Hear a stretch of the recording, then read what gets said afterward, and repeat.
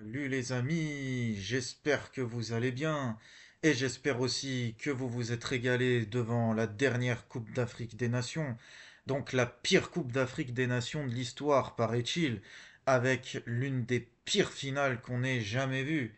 Bon, évidemment, j'exagère, évidemment, j'en rajoute, mais c'est vrai que sur le plan du fair play, sur le plan, voilà, du fait de jouer à armes égales, il y a beaucoup de choses à redire concernant cette compétition. Bon, c'est pas nouveau, il y a toujours eu des petits soucis d'arbitrage en Afrique, de soupçons, de matchs truqués, de choses comme ça. Les finales, bon, il y en a certaines qui ont été controversées, d'autres non. Celle qu'a gagné l'Algérie, par exemple, en 2019, là, il n'y a aucune controverse, l'Algérie a gagné.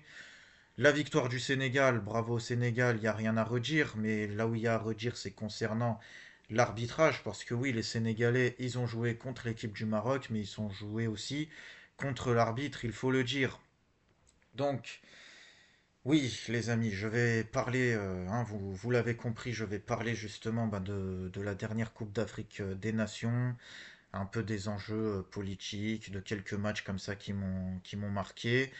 Donc avant cela, je vous invite à liker cette vidéo, vous abonner, commenter, vous connaissez donc la musique. Donc oui, félicitations au Sénégal, hein. Victoire méritée. Bon, pour parler vraiment des aspects purement footballistiques, le Sénégal, ça fait à peu près une bonne dizaine d'années qu'ils sont au top. Ils ont disputé les 4 dernières finales. Là, ça fait 4 finales de suite. Ils en ont remporté la moitié, 2 sur 4. Donc contre nous, ils avaient perdu en 2019. En 2021, ils ont gagné contre l'Égypte. 2023, ils ont perdu contre la Côte d'Ivoire. Et là, ils viennent de battre le Maroc et l'arbitre à domicile. Donc toutes mes félicitations à eux. Oui, bon, j'insiste un peu sur l'arbitrage, mais franchement, qu'est-ce que c'est que ça? J'ai dit qu'il y a déjà eu des antécédents d'arbitrage en Afrique, mais de manière aussi grossière, c'est quand même rare. Alors, que ce soit clair, l'équipe du Maroc, dans cette CAN, ils n'ont pas été si mauvais que ça. Ils ont été plutôt bons, mais très fébriles. On sent que psychologiquement, ils n'avaient pas trop de mental, ils avaient peut-être trop de pression. Ils sont pas au niveau de ce qu'ils étaient durant la Coupe du Monde 2022, où là, moi, je le dis honnêtement, il n'y a pas de problème. Ça a été une très bonne équipe. Franchement, bravo pour leur Coupe du Monde en 2022. J'avais arrêté les podcasts à ce moment-là, donc je m'exprimais plus nulle part. Du coup, j'avais pas pu les féliciter à l'époque, je le fais maintenant. Donc oui, c'était une très belle Coupe du Monde. Là, par contre, sur cette Coupe d'Afrique, franchement, dites merci aux arbitres, les Marocains.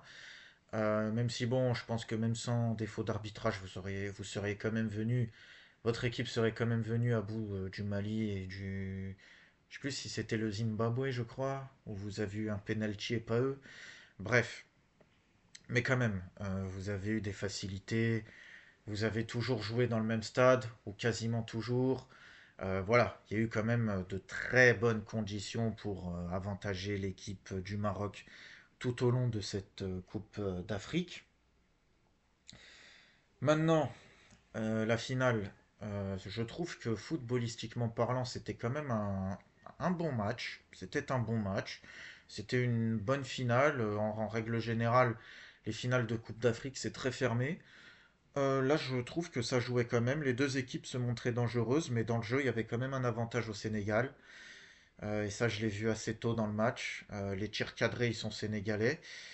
Les Marocains, ils avaient des occasions qu'ils rataient bêtement. C'était trop bizarre de les voir jouer comme ça. La pression, je pense. Et voilà, c'est vraiment votre gardien, Bounou. Alors lui, franchement, tous mes respects. Tous mes respects sur Bounou. Un grand joueur. Un grand gardien de but. Peut-être le meilleur gardien africain actuellement et l'un des tout meilleurs au monde. Et même au-delà de ça, en termes de qualité humaine, ça m'a l'air d'un chouette type. Parce que lui, au moins, bon, quand il y a eu les petites échauffourées, hein, quand il y a eu la petite controverse concernant le fameux penalty sifflé alors qu'il y avait une situation de hors-jeu au départ, et on a quand même donné le corner aux Marocains, puis une faute sur Brahim Diaz qui s'est fait un peu tirer, mais de là à plonger par terre comme il l'a fait, bon voilà.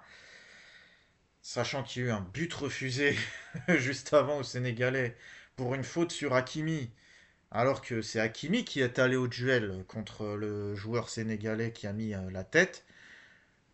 Franchement, si Brahim Diaz avait marqué son but, ça aurait été le plus grand vol de tous les temps. Mais on peut le dire, il y a Dieu. Non, le match ne pouvait pas se terminer comme ça. La Coupe d'Afrique ne pouvait pas se terminer comme ça. Et le fait qu'il ait foiré son penalty à ce point, moi j'ai cru au début qu'il avait fait exprès de donner le ballon à Mendy, le gardien sénégalais. Bon, au final, non. Il a vraiment tenté une panenka en finale, ce fou. Bon, je vais pas faire la fameuse blague, il a cru qu'il était Zidane parce que tout le monde l'a fait. Puis j'ai pas envie de m'acharner sur sa personne parce qu'il doit prendre très cher en ce moment. J'ai même un peu peur pour lui parce que là au Maroc, ça va. Je pense qu'il doit vite se sauver du Maroc, là, Brahim Diaz. Je pense qu'il doit plus y mettre les pieds pendant un moment, qu'il se fasse oublier. Voilà, moi je ne lynche pas quelqu'un à terre, ce n'est pas mon style. Mais voilà, donc même dans les situations comme ça, le gardien marocain, Bounou, il se montrait quand même courtois, il essayait d'arranger la situation, de calmer le jeu. Pas comme ses coéquipiers qui, eux, voilà, carrément, il y avait le vol des serviettes du gardien sénégalais, mais que ce soit par les joueurs ou par les ramasseurs de balles. Alors ça, c'est pathétique, c'est pitoyable. Ça n'a rien à faire dans le football. Et tous ceux qui disent que les Sénégalais devraient être sanctionnés pour le fait d'avoir menacé de quitter le terrain à un moment, non. Non, c'est pas à eux d'être sanctionnés, c'est à l'équipe du Maroc d'être sanctionnée. Aux joueurs marocains d'être sanctionnés. Je suis désolé, tu n'as pas à faire ça, c'est un manque total de fair play. Alors oui, nous les Algériens, c'est vrai qu'on a tendance à être mauvais perdants, à critiquer souvent les arbitres, les staffs, la pelouse et tout plein de choses. On râle quand on perd, on n'admet pas. Mais pendant le match, in-game, on ne fait pas de choses comme ça. On joue toujours à armes égales face à nos adversaires. Alors oui, l'esprit Coubertin, hein, on ne connaît pas trop. Il n'y a pas de l'essentiel, c'est de participer avec nous. Ok, oui, on a des défauts. Oui, des fois, on fout un peu le bordel. Mais on joue toujours à armes égales. Ça, en Algérie, voler des serviettes et tout à l'adversaire, ça n'arrivera jamais. Mais vraiment jamais. C'est vraiment pas dans la mentalité algérienne.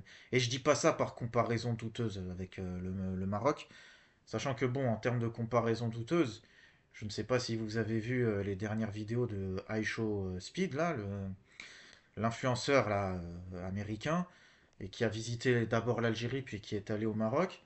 Alors au Maroc, on lui a organisé un parcours, mais le même que ce qu'il a fait en Algérie. On lui a fait goûter les mêmes plats, on lui a fait essayer les mêmes tenues, etc., mais version Maroc. Vraiment, tout le temps dans les comparaisons douteuses avec les Algériens. Il y a certains Marocains, je dis pas tous, qui ont un réel problème. Il faut vraiment qu'ils arrêtent. Et cette Coupe d'Afrique, tous ces événements-là qui se sont passés dernièrement, a justement mis l'accent sur ça. Et autre grand homme, Sadio Mané, hein, bravo, déjà excellent match de sa part. C'est pas lui qui marque le but, donc on lui a pas donné le titre d'homme du match. Pour moi, c'est lui, clairement. C'est même l'homme du Sénégal tout au long de cette compétition. 33 ans et il porte son équipe à bout de bras comme ça. C'est le joueur africain de sa génération. Peut-être pas en termes de talent. Il y en avait qui étaient autant, peut-être voire plus talentueux que lui.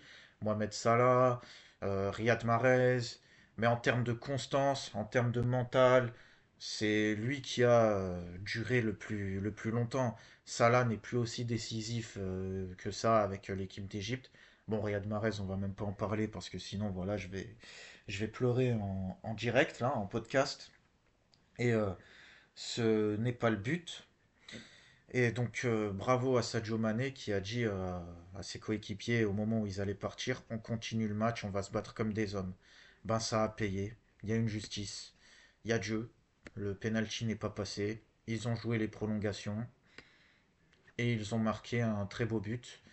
Donc voilà, franchement bravo.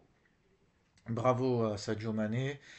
Bravo au Sénégal, encore une fois, pour cette victoire. Maintenant, J'aimerais revenir aussi sur tout ce qui a, voilà, tout ce qui s'est tramé tout autour de cette CAN, les enjeux politiques, les trames, les en sous-bassement, voilà, en coulisses, chacun qui se plaint de l'arbitrage. Donc il y a eu l'Algérie au début. Bon, au début on disait ouais mais les Algériens on est habitué avec eux.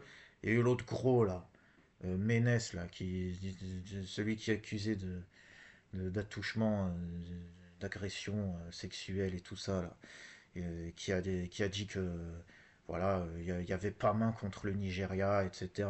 Il y avait 1000 fois main. Contre le Nigeria, il y avait 1000 fois main. Mais, même si on nous avait donné le penalty, au lieu de perdre 2-0, on aurait perdu 2-1. Parce que l'équipe était nulle, le coach est nul. Et donc voilà.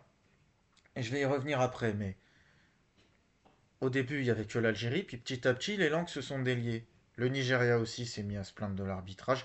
Tout le monde s'est mis à se plaindre de l'arbitrage dans cette compétition, plus qu'à l'accoutumée. Il faut savoir qu'il y a toujours des controverses. Malheureusement, c'est l'Afrique. C'est comme ça. Mais là, dans cette coupe, il y a eu plus de controverses qu'à l'accoutumée. Et plus d'équipes qui se plaignent que d'habitude.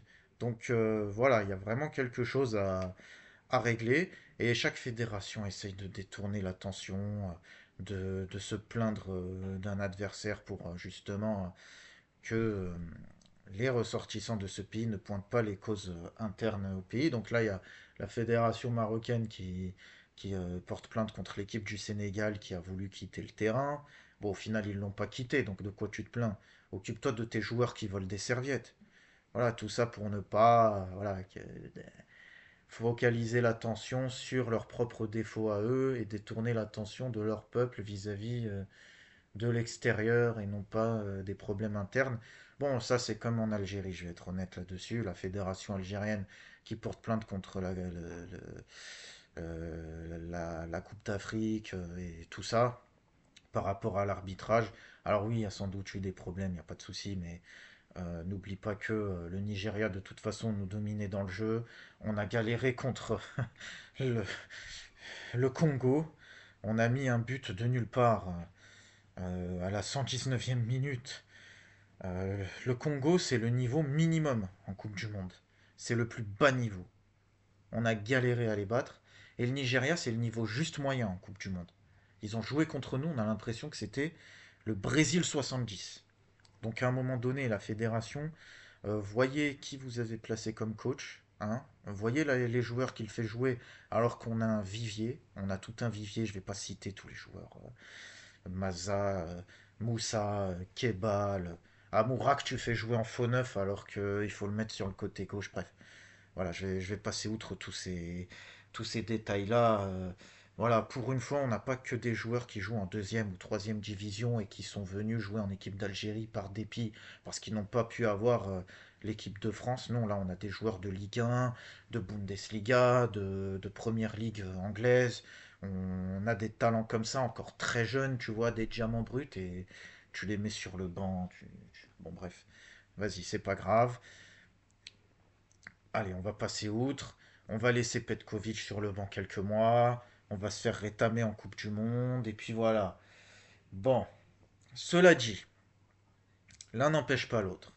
Hein, c'est pas parce qu'on a Notard que faut ignorer les petites magouilles à l'extérieur, que ce soit donc en matière sportive, mais aussi en matière de propagande, n'est-ce pas? Hein, on a quand même les médias marocains ont quand même tout fait pour ternir l'image de l'Algérie, donc en montrant, soi-disant, hein, en interprétant des photos comme quoi tel joueur algérien avait volé un ballon, un autre, donc il mange des cacahuètes en cachette, il vole des cacahuètes, genre comme si les Algériens n'avaient jamais vu de ballon, ils n'avaient jamais vu de cacahuètes ou quoi. Euh, ils ne parlaient jamais de Zidane aussi. La présence de Zidane dans les tribunes n'était jamais mise en avant. Donc voilà, tout ça, ça participe à un anti-soft power, hein. On essaye clairement de casser le soft power algérien potentiel pour voilà, l'empêcher d'émerger et pour se valoriser soi-même. Donc bon voilà, tout ça c'était pas très classe, faut dire la vérité. Il y a une rivalité, il y a des problèmes politiques entre les deux pays, ok, mais franchement il pourrait y avoir un minimum d'effort quand il s'agit quand même de football. Bon,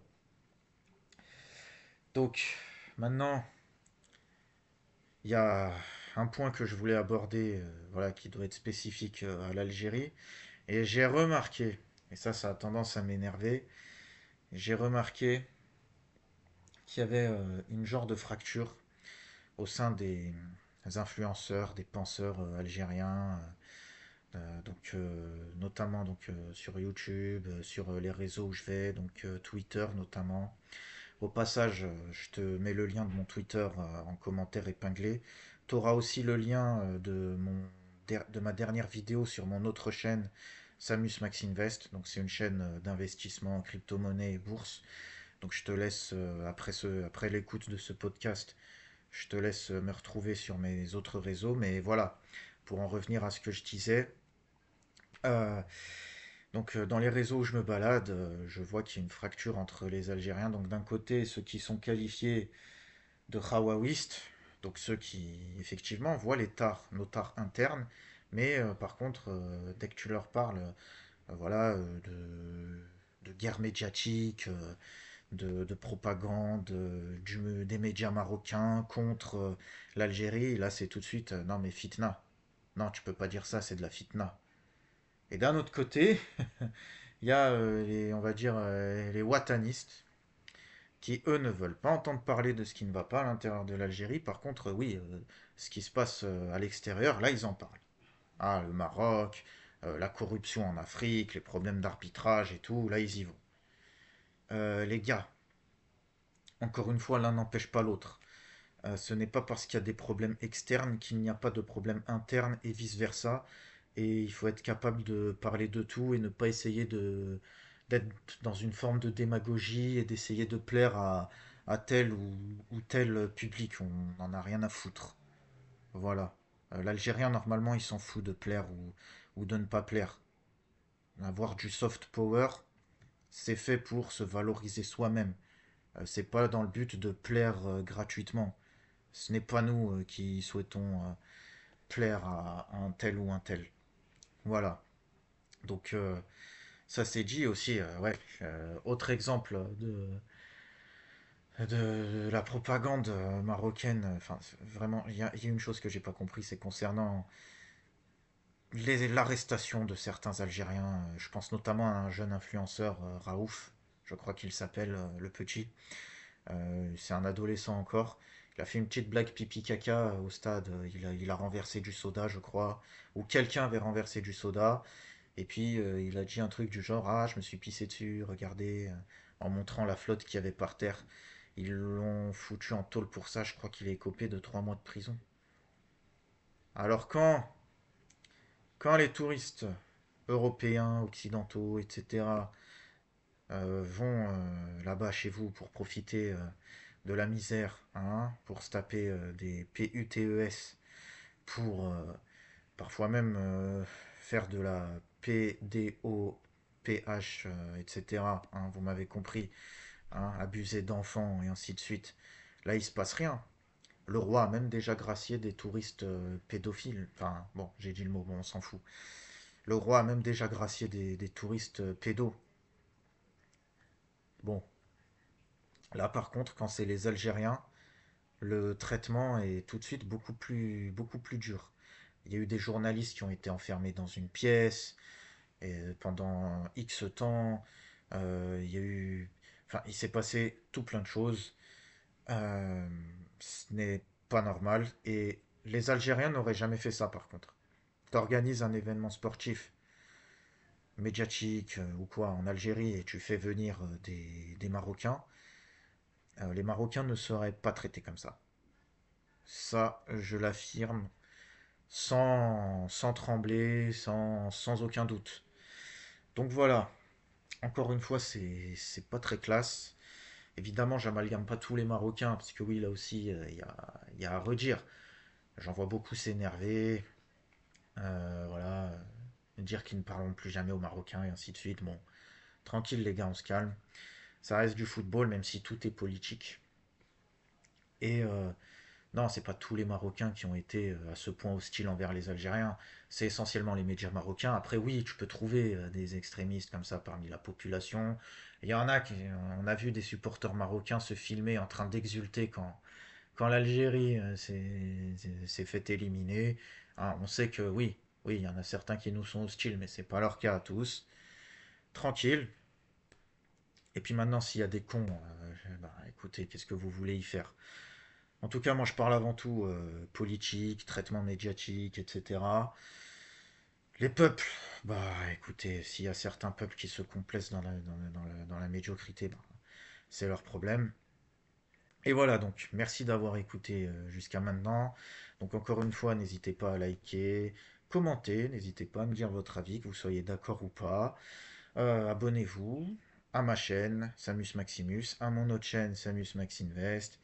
Rejoignez-moi sur Twitter, rejoignez-moi sur mes réseaux, et puis voilà. Allez, à la prochaine les amis.